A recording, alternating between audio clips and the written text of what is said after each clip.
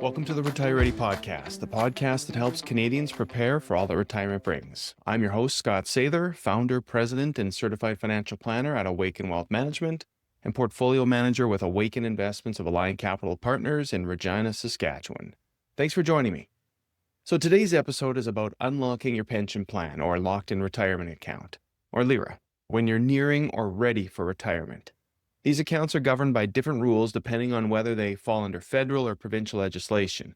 This is a continuation from our last episode where we covered the various rules for accessing the LIRA prior to retirement. Depending on what jurisdiction the pension is regulated under determines what options you have for accessing the funds. So we're talking more in this episode about retirement and walking through what happens when it's time to draw out those funds. So let's first talk about why locked-in accounts exist. Locked-in account regulations were created to protect pension money. So when you left your employer pension, the idea was simple. If people had free access to these retirement accounts at any time, some might start making unwise withdrawals or spend it all too quickly and risk not having anything left for retirement or for their families.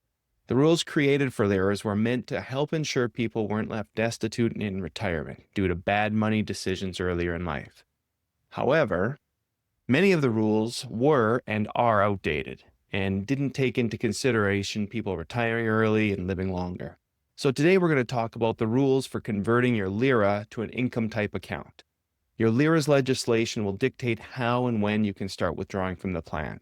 We're going to cover a few of the provinces, mostly the ones that our clients have plans with and that we've dealt with in the past. But we'll have a full list of resources in the show notes. So be sure to check out our website, retirereadypodcast.ca, and visit the episode 12 page for all the resources. So for today, we're going to cover Saskatchewan, Alberta, British Columbia, Manitoba, Ontario, and federal plans. Quebec and the Maritimes and the Territories will be covered in the show notes. So think of LIRAs as the continuation of your pension. It's meant for savings, even though once moved to the LIRA, you can no longer contribute to it.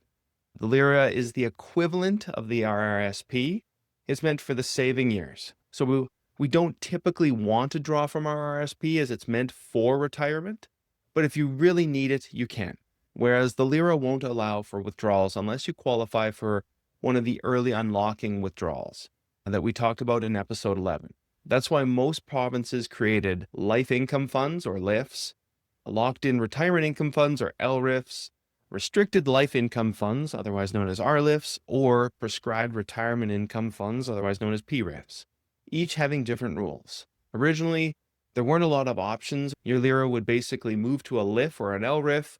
You'd have a minimum that you had to take out and a maximum that you could take out each year. And then at age 80, the funds would just move over to an annuity and you'd have a monthly income for the rest of your life. So not a lot of flexibility. And when it comes to retirement, flexibility is the name of the game. These rules were put in place again to protect people from outliving those savings. And so, sorry, I don't want to pass by those restrictions too quickly that I just mentioned, the minimum and the maximum and the conversion to an annuity. So minimum is just like the normal RIF, but having a maximum can definitely cramp your retirement lifestyle. You can find out more info on RIFs and minimum payments in episode 10.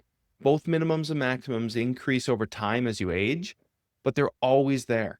When it comes to the annuity, it's nice from a standpoint that you know how much you're going to receive every year or every month until you pass away, and then possibly a percentage of what's left goes to your spouse, but all the flexibility is now gone. That means if you need an extra amount to purchase a vehicle or to go on a trip, that option is gone. That's why many of the plans have started to allow for unlocking, which we'll cover as we go through the different legislation. Most legislation requires spousal consent, and in some cases, the spousal to get independent legal advice to allow the LIRA to move from the LIRA savings vehicle to the RRIF type income vehicle. This is just to make up for the spousal survivor benefit that would usually be paid out to surviving spouses upon the annuitant or plan holder's death. So when a pension plan holder passed away, the spouse would usually get some sort of benefit. The spouse is basically signing off, understanding if their spouse makes bad investment decisions or goes and withdraws it all too quickly, there may not be anything left for them when the plan holder passes away. So let's start with the hometown pension. For me, at least, that's Saskatchewan. Surprisingly enough, Saskatchewan actually has one of the most flexible plans in Canada.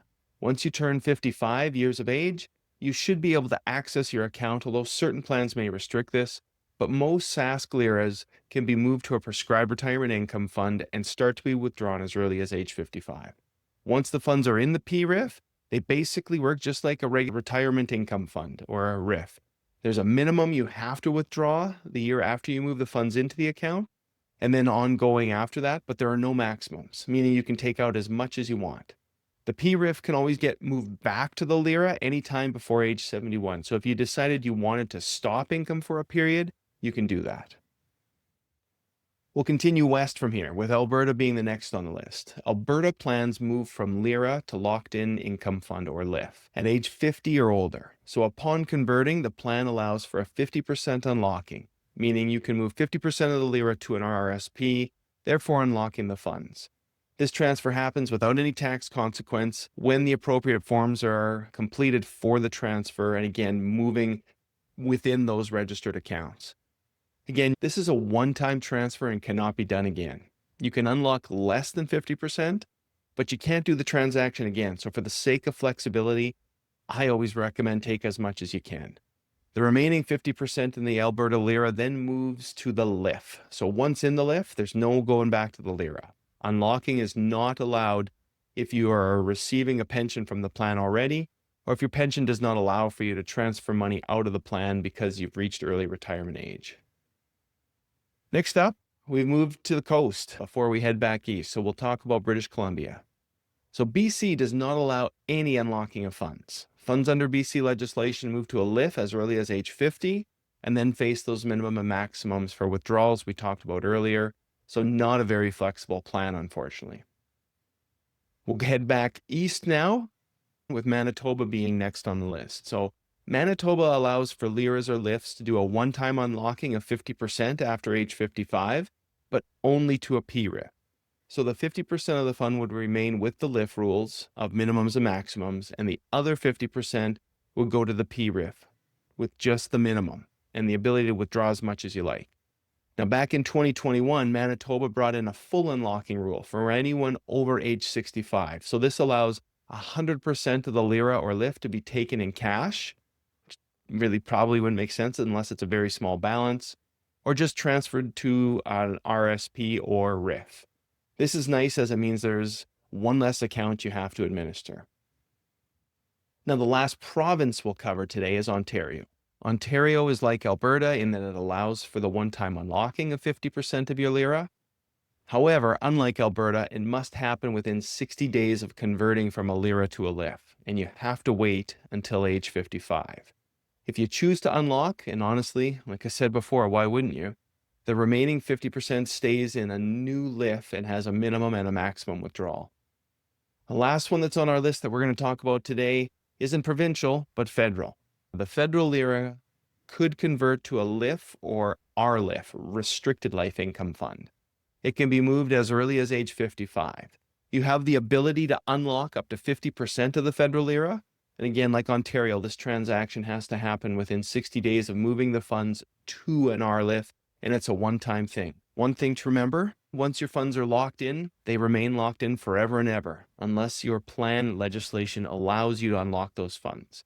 So this means you can't combine it with a RIF or another income fund of a different legislation. You can combine multiple plans if they're underneath the same legislation. So even if the original annuitant passes away, the surviving spouse would continue with that locked-in plan if it was set up with a successor annuitant. This can result in having a number of accounts that you have to follow and keep track of in retirement, and it's where a financial advisor can help for those who would prefer to delegate this. There are some strategies that you can employ to try and get funds unlocked. For example, if your balance in the locked-in plan is low enough after the unlocking of funds, you may be able to use the small balance unlocking that we talked about in episode 11 to free up the rest of the fund. Again, each province has their own rules. Okay, I think that covers everything for this time around. Please email us at hello@retirereadypodcast.com with any questions or ideas for future topics. Resources are in the show notes, again at retirereadypodcast.com, going to the episode 12 page. Thanks again for joining me today. Look forward to seeing you back on the next episode. Thank you for listening to the Retire Ready podcast. To subscribe to this podcast or to learn more, please head on over to awakenwealth.ca/Retire Ready podcast.